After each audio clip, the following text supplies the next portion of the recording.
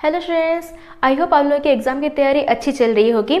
आप लोगों की प्रिपरेशन को थोड़ा बूस्टअप करने के लिए हम लोग लेकर के आ गए हैं इंपोर्टेंट क्वेश्चन सीरीज, जिसमें कि ऑलरेडी हम लोग यूनिट 1 और यूनिट 2 के 1 मार्क्स, 5 मार्क्स, 2 मार्क्स, 3 मार्क्स सारा कुछ आप लोगों को प्रोवाइड कर चुके हैं। इसके अलावा हम लोग यूनिट 5 के 2 मार्क्स और 5 मार्क्स आप लोगों को प्रोवाइड कर चुके हैं। आज के वीडियो में हम लोग जो कि यूनिट 6 प्रोबेबिलिटी, उसके कुछ इंपोर्टेंट 5 मार्क क्वेश्चंस को डिस्कशन करेंगे। Okay, unit 6 is your probability, जिसमें से कि बस 1 मार्क क्वेश्चंस 2 ही आएंगे और 2 क्वेश्चंस आएंगे 5 मार्क्स वाले। इसमें टोटल 12 मार्क्स है आप लोग का वेटेज। तो ये वाला अभी हम लोग आप लोगों को प्रोवाइड करेंगे कि कौन कौन से इंपोर्टेंट 5 मार्क क्वेश्चन है। इसके अलावा हम लोग 1 शॉट वीडियो भी आप लोगों के लिए डाल चुके हैं, अगर वो भी नहीं देखे तो आप लोग एक बार उसको भी चेकआउट कर सकते हैं। तो ज़्यादा देरी ना करते हुए, hello students, welcome to math by PMS and let's get started the video. Probability से उतना ज़्यादा डिफिकल्ट क्वेश्चंस नहीं आते, बस आप लोगों को थोड़ा ध्यान रखना है, ठीक है ना। जैसे टोटल प्रोबेबिलिटी थ्योरम हो गया, बेस थ्योरम हो गया, आप लोगों का mean variance, probability distribution function और ये वाले टाइप के थोड़ा क्वेश्चंस वो इंपॉर्टेंट है, ठीक है ना, क्योंकि बस 5 मार्क के क्वेश्चंस ही आएंगे। So first question is, if a person takes 4 test in succession, मतलब 1 2 3 4 करके 4 टेस्ट दिया है, the probability of his passing his first test is P, ठीक है। That of his passing each succeeding test, मतलब next test is either P और P/2 depending on his passing और failing the preceding test. मतलब अगर previous test उसने पास किया है तो नेक्स्ट टेस्ट पास करने के चांसेस हैं P, अगर प्रीवियस टेस्ट उसने फेल किया है तो उसके बाद पास करने के चांसेस हो जाएंगे P/2। So find the probability of his passing at least 3 test, ठीक है ना। सो एटलीस्ट 3 टेस्ट कहा गया है, मतलब सबसे कम से कम 3 टेस्ट में उसको पास होना ही है। 4 टेस्ट दिया है, मतलब हो सकता है कि फर्स्ट टेस्ट सक्सेशन आया, सक्सेस हुआ, फिर सक्सेस, फिर फेलियर, ये एक हो सकता है, ठीक है ना। 4 टेस्ट उसने दिया है, एटलीस्ट 3 टेस्ट में उसको पास ही पास करना है, ठीक है ना। His passing at least 3 test. या फिर हो सकता है फर्स्ट दोनों पास हुआ हो, थर्ड उसने फेल किया हो और फोर्थ फिर पास हुआ हो, या फिर S हो सकता है, या फिर F हो सकता है, या फिर S हो सकता है। ओके ना, ठीक है ना। एटलीस्ट 3 टेस्ट कहा गया है, ठीक है, मतलब एटलीस्ट 3 टेस्ट में उसको पास होना ही होना है, 4 टेस्ट में भी पास हो सकते हैं। अब इसको अगर ध्यान दें तो फर्स्ट सक्सेस पाने की जो प्रोबेबिलिटी है वो P है, इसमें भी P है, इसमें भी P है। फेलियर की प्रोबेबिलिटी हो जाएगा 1 - P, ठीक है। उसके बाद क्या कहा गया है कि डिपेंडिंग ऑन हिज पासिंग और फेलिंग द प्रीसीडिंग टेस्ट, मतलब यहाँ पे देखिए ये वाला सक्सेस डायरेक्ट सक्सेस है P, इसका भी प्रोबेबिलिटी P, फेलियर का प्रोबेबिलिटी 1 - P। एक बार फेल करने के बाद जो पास होगा उसका प्रोबेबिलिटी कितना हो जाएगा P/2, ठीक है ना। यहाँ पे कहा गया है पासिंग और फेलिंग प्रीसीडिंग टेस्ट, मतलब अगर प्रीसीडिंग मतलब प्रीवियस टेस्ट को पास किया है तो प्रोबेबिलिटी P देंगे, अगर प्रीवियस टेस्ट को फेल हुआ है तो प्रोबेबिलिटी देंगे P/2। बस ये सबको मल्टीप्लाई करते हुए जाएंगे, सारे प्रोबेबिलिटी को मल्टीप्लाई करने के बाद टोटल में ऐड कर देंगे, that is our final answer. Okay, next question number 2 is, A, B, C play a game by throwing a pair of dice in that of order 1, मतलब A पहले फिर B फिर C, ठीक है ना, ऑर्डर कहा गया है। 1 who gets 8, मतलब अगर 2 डाइस को वो लोग थ्रो कर रहे हैं, मतलब 8 कब आएगा, या तो 2 6 आ सकता है, ठीक है ना, या फिर 6 2 आ सकता है, ठीक है। मतलब जो सम होकर के 8 होगा, ठीक है ना, gets 8 wins the game. If A start the game find the chances of their winning, ठीक है। तो हम लोग क्या करेंगे, find his chances of winning, मतलब बस A को मांगा है, ठीक है ना। मतलब पहले A खेल रहा है तो हो सकता है कि फर्स्ट चांस में उसको सक्सेस मिल जाए, मतलब फर्स्ट चांस में उसका 8 आ जाए, ठीक है ना। और अगर फर्स्ट चांस में नहीं आया तो वो फेल हो गया। अगर वो फेल हो गया उसके बाद B का हम लोग काउंट नहीं करें, हम लोग A का काउंट करें, ठीक है। मतलब हमको A के सक्सेस के साथ मतलब है, मतलब B और C को हम लोग फेलियर ही मानते हुए चलेंगे। तो A फेल हो गया, उसके बाद B फेल हुआ, उसके बाद C फेल हुआ, उसके बाद फिर से A के चांसेस आएंगे, हो सकता है तब उसको सक्सेस मिले। अगर उसको तब भी सक्सेस नहीं मिला, मतलब पहले A फेल हुआ, फिर B, फिर C, हो सकता है उसके बाद जब फिर से A का टर्न आया, उसने फिर से अगर 8 नहीं ला पाया, मतलब फिर से फेल हुआ, उसके बाद चांस हो जाएगा B का, उसके बाद फिर से चांस हो जाएगा C का, उसके बाद फिर से चांस आएगा उस A का, हो सकता है उसको सक्सेस मिल जाए, और अगर नहीं मिला फिर ऐसे आगे चलेगा, ठीक है। यहाँ पे एक ज्योमेट्रिक सीरीज बनेगा, ठीक है। तो ये वाले क्वेश्चंस को आप लोग सॉल्व करेंगे। Okay, clear. आगे बढ़े। क्वेश्चंस इतना डिफिकल्ट नहीं आता है प्रोबेबिलिटी, बस थोड़ा बस आइडिया करना है। आइडिया करके अगर आप लोग सॉल्व करें, उतना ज़्यादा थ्योरी भी लिखना नहीं पड़ेगा आप लोगों को, थोड़ा बहुत बस आइडिया करके लिख रहे हैं तो हो जाएगा। Okay, clear. ओके, आगे बढ़े। So now question number 3 is there are two bags B1 and B2 containing 4 red ball and 3 black balls. Okay, colour change कर लेते हैं, ठीक है. 4 red ball and 3 black balls and 2 red ball and 4 black balls respectively. मतलब bag 1 में 4 red 3 black, bag 2 में 2 red 4 black. If the ball drawn from a bag selected at random, मतलब दो बैग्स हैं, ठीक है, bag B1 and bag B2. B1 में है 4 रेड 3 ब्लैक और B2 में है 2 रेड 4 ब्लैक. ओके ना. So if A ball is drawn from A bag selected at random is red, मतलब ऑलरेडी जो बॉल निकाला गया है वो रेड हो चुका है. Find the probability that the ball is drawn from bag 1. ठीक है ना. यहाँ पे आ जाएगा आप लोग का टोटल प्रोबेबिलिटी थ्योरम और बेस थ्योरम. ये दोनों को आप लोगों को थोड़ा याद रखना है, ठीक है. लॉन्ग क्वेश्चंस मोस्ट प्रोबेबली ये दोनों से आएंगे. टोटल प्रोबेबिलिटी थ्योरम और बेस थ्योरम की जो एक्सरसाइज है आप लोगों के बुक्स में, एलिमेंट्स ऑफ मैथमेटिक्स बुक में जो एक्सरसाइज है 6C है, ठीक है ना, that is the most important thing. उसके 1 2 3 4 ये जो 4 क्वेश्चंस हैं, ये 4 क्वेश्चंस बहुत इंपॉर्टेंट है. इस साल एक question, next year next question, ऐसे करके आता है, तो वो 4 क्वेश्चन आप लोग जरूर सॉल्व करके रखिए, ठीक है ना. तो ना question number 4 is if a pair of dice is thrown thrice, ठीक है, मतलब 3 बार अगर फेंका गया, then find the mean and variance of number of doublets. ठीक है ना. Doublets means 1 1 2 2 3 3.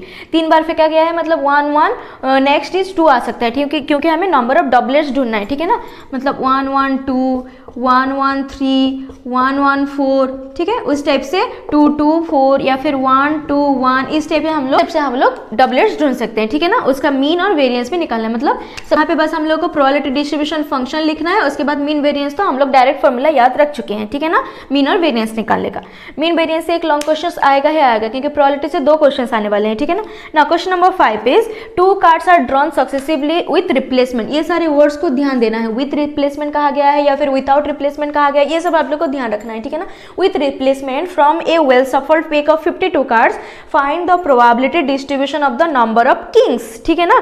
कितना कार्ड ड्रॉन किया गया है? 2 कार्ड्स, ठीक है. ये सारे वर्ड्स को याद रखना है. 2 कार्ड्स निकाला गया है, विथ रिप्लेसमेंट कहा गया है, ठीक है ना. Find the probability distribution of the number of Kings, मतलब बस एक प्रोबेबिलिटी डिस्ट्रीब्यूशन आप लोगों को फंक्शन बनाना है, उसके बाद बस मीन वेरिएंस निकालना है, क्योंकि also determine the mean and variance of the number of Kings. हो सकता है एग्जाम में सिर्फ मीन्स मांग ले या फिर सिर्फ वेरिएंस मांग लेगी, ठीक है ना. सो किंग्स हो सकता है 2 कार्ड ड्रॉन हो रहे हैं, मतलब हो सकता है कि दोनों कार्ड में से कोई भी किंग ना हो, ठीक है ना. एक्स अगर हम लोग निकालेंगे प्रोबेबिलिटी डिस्ट्रीब्यूशन में, हो सकता है एक ही किंग आए, हो सकता है 2 किंग आए, ठीक है ना. 2 ही कार्ड हम लोग को निकाला गया है, तो इतना ही हम लोग का कंडीशंस बनेगा. विथ रिप्लेसमेंट कहा गया है, मतलब उस हिसाब से हम लोग प्रोबेबिलिटी निकालेंगे, ठीक है ना. जैसे कि अगर दोनों कार्ड्स किंग नहीं है तब क्या होगा, जब दोनों कार्ड्स किंग हुए तब क्या होगा, उसके हिसाब से आप लोग को निकालना है. ओके, क्लियर है यहाँ तक? बस प्रोबेबिलिटी डिस्ट्रीब्यूशन फंक्शन निकाल करके मल्टीप्लाई करना है. ओके, आगे बढ़े. सो प्रोबेबिलिटी में जो 6C एक्सरसाइज है वो बहुत इंपॉर्टेंट है of elements of mathematics books, ठीक है ना. Now question number 6 is out of the adult population in a village 50% are farmers, 30% do business, 20% are service holders. It is known that 10% of the farmers, 20% of the businessmen and 50% of the service holders are above poverty line. If a member from any one of the adult population, मतलब either villagers or either farmers or businessmen or service holders, adult population of the village choose at random happens to be above poverty line, then estimate the probability that he is a farmer. ठीक है ना. यहाँ पे आ जाएगा आप लोग का total probability theorem और बेस थ्योरम. अगर आप लोग क्वेश्चन को पढ़ करके समझ गए और एक स्टेटमेंट लिख लिए कि this is about probability theorem या आइदर टोटल प्रोबेबिलिटी थ्योरम और बेस थ्योरम, तब 1 मार्क मिल जाएगा, ठीक है ना. तो ये प्रोबेबिलिटी थ्योरम में आपको अगर आइडेंटिफाई करना है कि ये टोटल प्रोबेबिलिटी थ्योरम है या फिर बेस थ्योरम है, अगर आप लोग को आइडेंटिफाई करना है तो उस आइडेंटिफिकेशन में आप लोगों का 1 मार्क्स है, ठीक है ना. तो आइडेंटिफाई कैसे करेंगे? यहाँ पे हम लोग को क्या बोला है कि अबव पॉवर्टी लाइन हो चुका है, what is the probability that he is a farmer. यहाँ पे क्या लगेगा आप लोग का? बेस थ्योरम, ठीक है ना. यहाँ पे क्या लगेगा? बेस थ्योरम लगेगा, ठीक है. 2 थ्योरम है, total probability theorem, Bayes theorem. कैसे पता चलेगा कि कौन सा वाला थ्योरम लगाना है? उसके लिए एक ट्रिक है, इस ट्रिक को आप लोग याद रखेंगे, ठीक है ना. Suppose this is bag 1, this is bag 2. अगर प्रैक्टिकली देखें, अंदर में कुछ कुछ बॉल्स होंगे, ले लेते हैं कि रेड बॉल है, ब्लैक बॉल है, रेड बॉल है, ब्लैक बॉल है, ठीक है ना. ओके, तो अगर हम लोग प्रैक्टिकली देखें, so this is the container. B1 B2 क्या है? कंटेनर है, बॉक्स है, जिसके अंदर लाई कर रहा है बॉल्स. मतलब ये ये क्या है, कंटेन्स है, ठीक है ना। तो ये क्या है, कंटेन्स है। बेग क्या है, कंटेनर, और ये क्या है, कंटेन्स। जब आप लोगों को क्वेश्चन दिया होगा कि फाइंड द प्रोबेबिलिटी, एक दो बॉक्स है, दो बॉक्स में इतने इतने रेड इतने इतने ब्लैक है, उसमें से एक बेग को हम लोग रेंडमली चूज करेंगे, उसके बाद वहां से एक बॉल निकालेंगे। बॉल रेड होने की प्रोबेबिलिटी क्या है, रेड होने की प्रोबेबिलिटी मींस किसका प्रोबेबिलिटी पूछा है, कंटेंट का। जब भी कंटेंट का प्रोबेबिलिटी पूछा होगा उसमें लगेगा टोटल प्रोबेबिलिटी थ्योरम। जब कंटेनर का पूछा होगा, मतलब क्वेश्चन दिया है कि एक बॉल निकाल लिए, वो रेड हो चुका है, what is the probability that it is drawn from bag 1, मतलब कंटेनर का प्रोबेबिलिटी पूछा होगा, ठीक है ना। कंटेनर का प्रोबेबिलिटी पूछा होगा तब लगेगा बेस थ्योरम। इसको आप लोग याद रखेंगे। तो यहाँ पे क्या हुआ, यहाँ पे सोच लेते हैं कि यहाँ पे जो 3 बॉक्स हैं वो बॉक्स हैं आप लोगों के फार्मर के बॉक्स है, एक बिजनेसमैन के और एक सर्विस होल्डर के। यहाँ पे कुछ कुछ पीपल्स हैं, ठीक है ना। अगर बोला होता है कि एबव पॉवर्टी लाइन वाले पीपल हैं, एक रेंडम एडल्ट पॉपुलेशन चूज करने के बाद वो एबव पॉवर्टी लाइन होने की प्रोबेबिलिटी क्या है, मतलब अंदर का कंटेंट पूछा होता, तब हम लोग लगाते क्या, टोटल प्रोबेबिलिटी थ्योरम। पर क्वेश्चन क्या पूछा है कि एक ऑलरेडी रेंडमली किसी को चूज किया जा चुका है जो कि एबव पॉवर्टी लाइन हो गया है, what is the probability that he is a farmer. Farmer means क्या पूछा है, कंटेनर पूछा है। जब भी कंटेनर पूछा होगा तब क्या लगेगा, बेस थ्योरम। ओके, इस हिसाब से आप लोग आइडिया करेंगे कि कौन सा वाला थ्योरम हम लोग को लगाना है। थ्योरम अच्छे से लिख लेंगे, फिर वहां पे 1 मार्क मिल जाएगा ना। Question number 7 is a ball containing 20 electric bulbs include 5 defective. अगर 5 डिफेक्टिव है मतलब 15 है non defective. 4 balls are drawn at random. कितना बॉल खींचा गया है, 4 ball at random with replacement. ये वर्ड सब हम लोग याद रखेंगे, विथ रिप्लेसमेंट है या फिर without replacement. Find the probability distribution of the number of non defective balls, ठीक है ना। 4 बॉल निकाला गया है, मतलब हो सकता है कि एक नॉन डिफेक्टिव हो या फिर बिल्कुल नॉन डिफेक्टिव ना हो, या फिर 2 नॉन डिफेक्टिव, या फिर 3, या फिर 4, ठीक है ना। इसका आप लोगों का क्या बनेगा, प्रोबेबिलिटी डिस्ट्रीब्यूशन बनेगा। उसमें बस मीन कैलकुलेट करना है। एक बार प्रोबेबिलिटी डिस्ट्रीब्यूशन फंक्शन निकालिए, उसके बाद मीन कैलकुलेट करना बहुत इजी हो जाता है, ठीक है ना। तो ये वाला क्वेश्चन तो बहुत इंपॉर्टेंट है ही है, ठीक है। ये वाला क्वेश्चन भी इंपॉर्टेंट है, ठीक है ना। तो ये जो 6C के 4 क्वेश्चन हैं, ये वाला क्वेश्चन बहुत इंपॉर्टेंट है आप लोगों के एलिमेंट्स ऑफ मैथमेटिक्स बुक के, ठीक है ना। तो इसमें जो Bayes theorem, total probability theorem की 4 क्वेश्चन है, उसको आप लोग बिल्कुल भी स्किप मत कीजिए, वो चारों क्वेश्चन को अच्छे से प्रिपरेशन जरूर कीजिए।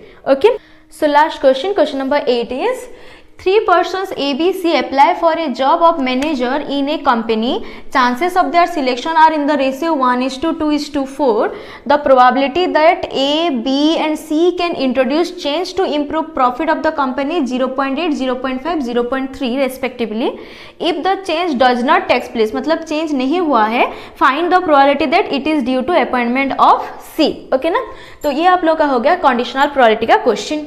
ओके, मतलब इंट्रोड्यूस चेंज, मतलब हम लोग लिख सकते हैं कि अगर A की वजह से चेंज इंट्रोड्यूस हो रहा है 0.8, तो A की वजह से चेंज इंट्रोड्यूस नहीं होना क्या हो जाएगा, 1 - 0.8 दैट इज 0.2। सिमिलरली B की वजह से चेंज हो रहा है 0.5, तो B कॉम्प्लीमेंट निकाल सकते हैं। C की वजह से चेंज हो रहा है 0.3, तो C कॉम्प्लीमेंट निकाल सकते हैं। ओके, वो चेंज नहीं होने की प्रोबेबिलिटी निकलेगा, ठीक है।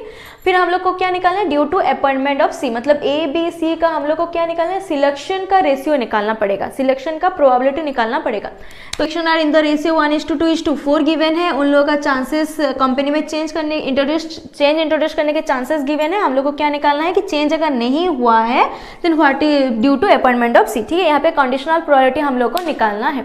ओके, क्लियर है यहाँ तक। ये थे कुछ इंपोर्टेंट 8 क्वेश्चंस ऑफ प्रोबेबिलिटी जो कि 5 मार्क के क्वेश्चंस हैं। अगर ये 8 क्वेश्चन आप लोग अच्छे से प्रिपरेशन कर रहे हैं तो प्रोबेबिलिटी से 2 क्वेश्चन जो आएंगे वो डेफिनेटली आप लोग कर सकते हैं। इंपोर्टेंट क्या है, मीन वेरिएंस निकालना, प्रोबेबिलिटी डिस्ट्रीब्यूशन निकालना, total probability theorem, Bayes theorem, बस ये 4 टॉपिक है जो कि इंपॉर्टेंट है, ठीक है ना। ये तो बहुत मतलब रेयर ही ऐसे क्वेश्चन आएंगे। मैं एक्सट्रीम केसेस के लिए ये वाले क्वेश्चन, ये 8 नंबर क्वेश्चन मैं एक्सट्रीम केसेस के लिए आप लोगों के लिए डाली हूँ, ठीक है ना।